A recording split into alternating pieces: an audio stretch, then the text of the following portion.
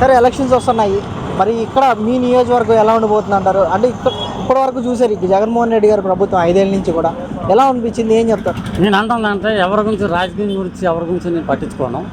నేను ఉదయం పోయి సాయంత్రం వస్తాను, ఇంటికి వచ్చి తినేసి పడుకుంటాను, తెల్లాలేసి నా డ్యూటీ చేస్తాను. ఏంటంటే ఇక్కడ ఉన్న పబ్లిక్లో కానీ జరుగుతుంది ఏంటంటే అందరూ కూడా వేరే రకంగా మాట్లాడుకుంటున్నారు. అది ఏ రకంగా మాట్లాడుకున్నారంటే ఒకటి పెడుతున్నాను అంటున్నాడు, ఒకటి పెట్టినా అంటున్నాడు, పెట్టలేదు అంటున్నాడు.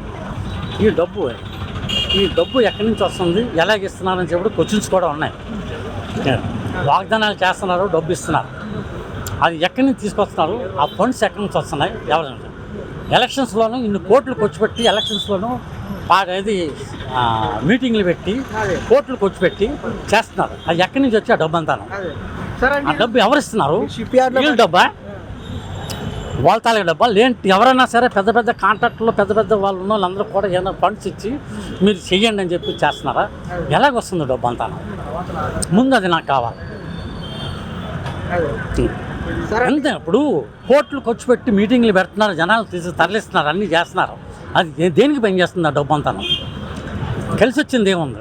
ఖర్చు పెట్టే కోట్లు మీరు వచ్చిన తర్వాత కోట్లు ఖర్చు పెట్టిన తర్వాత ఆ డబ్బు దేనికి ఉపయోగపడుతుంది? సార్ మరి 5 ఏళ్ళ నుంచి అభివృద్ధి ఏమైనా జరిగిందంటారా?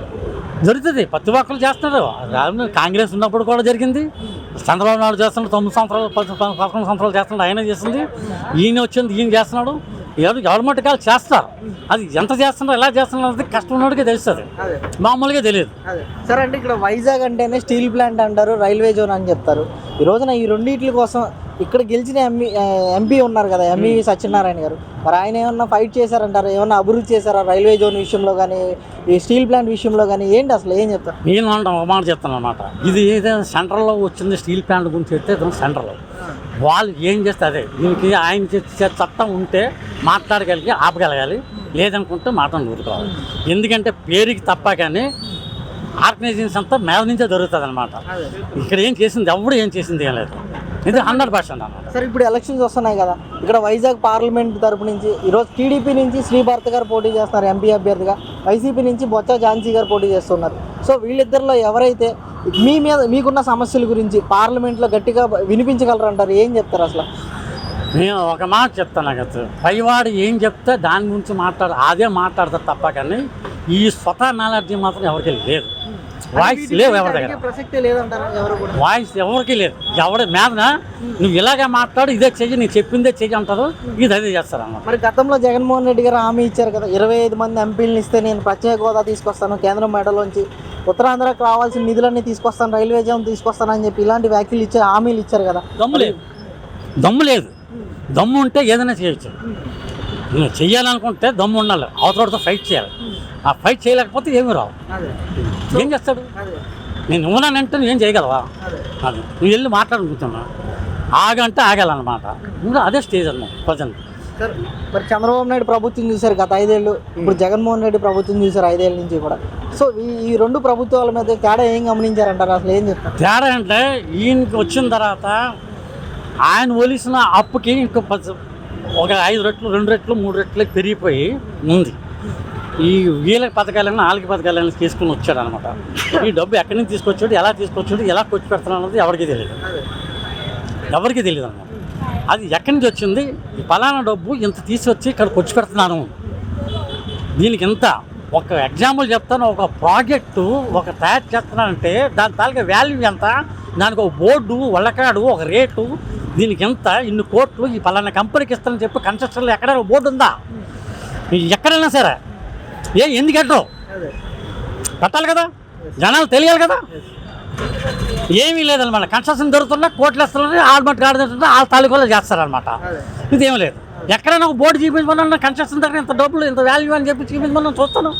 ఏ కాంట్రాక్ట్ చేస్తానో చూపించమను. సో ఓవరాల్గా ఎన్నికలు ఎలా ఉండబోతున్నాయి అంటారు సార్? ఓవరాల్ అంటే వీళ్ళు ముగ్గురు, ఇది ఒకడు, అదేనా? ఎవడు దమ్ము ఉంటే వాళ్ళు లెగిస్తారు. ఎవడొచ్చినా సరే జనాలకు చేసింది ఏమీ లేదు. ఇస్తానని చెప్తారు, మాట ఇస్తారు అన్న 4 పనులు ఆలే. నేను నీ దగ్గర ఎమ్మెల్యే దగ్గర నీ దగ్గరికి వచ్చి మాట్లాడాలంటే నాకు చట్టాలే, నాకు ఎంట్రీకి ఇవ్వరు. ఎక్కడ ఉన్న 3 4 ఉంటారు, వాళ్ళని అడగాలి. అయ్యగారు ఖాళీగా లేరు, మాట్లాడుతున్న మీటింగ్లో 1 గంటన్నర కూర్చోవాలి. ఆయన అప్పుడు పిలుస్తారు, ఏమంటే చూస్తాను తర్వాత వీళ్ళు మాట్లాడుతున్నారు.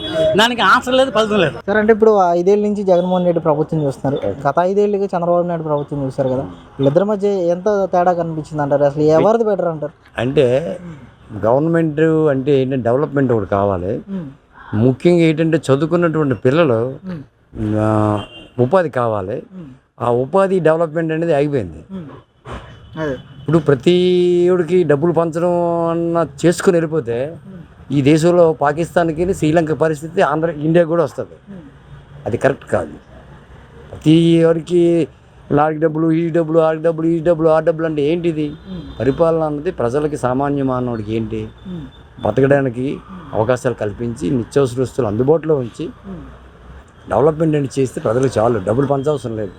ఇప్పుడు నిత్యావసరాలు చూస్తుంటే ఇప్పుడు 25 కేజీల బియ్యం బస్తా ఎంత 1600 అయిపోయింది, 1100, 1600 అయిపోయింది. అలాగే నిత్యావసర వస్తువులు ప్రతిదీ కూడా పెంచుకెళ్ళిపోతారు తప్ప తగ్గించే ఏర్పాట్లు ఏమి చేయట్లేదు. 2 ఈ ఎన్నికల్లో నెక్ టు నెక్ ఫైట్కి వచ్చేస్తుంది అనుమానం. ఎవరు గెలిచినా తక్కువ తేడాతో గెలుస్తారు అని నా అభిప్రాయం. అంటే 5 ఏళ్ళలో అభివృద్ధి చేస్తామని అన్నారు కదా ఈ వైజాగ్ ప్రాంతం మొత్తం, మన ఉద్యోగాలు ఇస్తాం, ఐటీ ఉద్యోగాలు అని చెప్పారు కదా, ఎలా ఉంది ఈ రోజున? ఏమన్నా వచ్చా? ఐటీ అనేది మొత్తం తొంగునిపోయింది, డెవలప్మెంట్ అనేది మొత్తం తొంగునిపోయింది. ఏం లేదు, డెవలప్మెంట్ అనేది తొంగునిపోయింది. ఐటీ అసలు ఐటీ కంపెనీలే లేవు. కేవలం ఏంటంటే ఏదో చేసుకోవడానికి మేము పంచాం కదా, జనాలకి మీ డబ్బు ఇచ్చాం కదా, అది వేస్తారు కదా అన్నటువంటి వాతావరణం తప్ప సామాన్య మానవుడికి పరిస్థితులు పట్టించుకునే పాపన పోలది ఈ నాయకులు. అది నేను చెప్పేది. సరే ఏంటి, ఇక్కడ ఎంవివి సత్యనారాయణ గారు ఎంపీగా ఉండి 5 ఏళ్ళలో ఎంతవరకు పోరాటం చేశారంటారు రైల్వే జోన్ విషయం? సత్యనారాయణ గారు విశాఖపట్నం పార్లమెంట్ మెంబర్ అయిన తర్వాత ఈ రోజు వరకు ఆయన ఎక్కడ ఒక శంకుస్థాపన కానీ, అయితే ఓపెన్ మాది పశ్చిమ నియోజకవర్గంలో ఒక నియోజకవర్గంలో మీటింగ్ కానీ లేదా ఇది పెట్టడం కానీ ఎటువంటి జరగలేదు. అసలు ఏం జరగలేదు, అచ్చా జీరో. ఎంపీ అవుతా అవ్వచ్చు, ఎక్కడైనా ఎప్పుడు కూడా ఇక్కడ ప్రజలకు కనబడడం కానీ లేదా ఏదైనా డెవలప్మెంట్ కార్యక్రమం చేయడం ఏమీ లేదు. ఆయన అంటే ఈరోజు ఆయన కుటుంబాన్ని కిడ్నాప్ చేశారని చెప్పి 1 సంవత్సరం క్రితం చూస్తాం మనం. అంటే ఆయన మంచి చేస్తుంటే పట్టించుకోవట్లేదు అని చెప్పేసి ఇలాంటివి చేస్తున్నారు వ్యాఖ్యలు, ఏం చెప్తారు?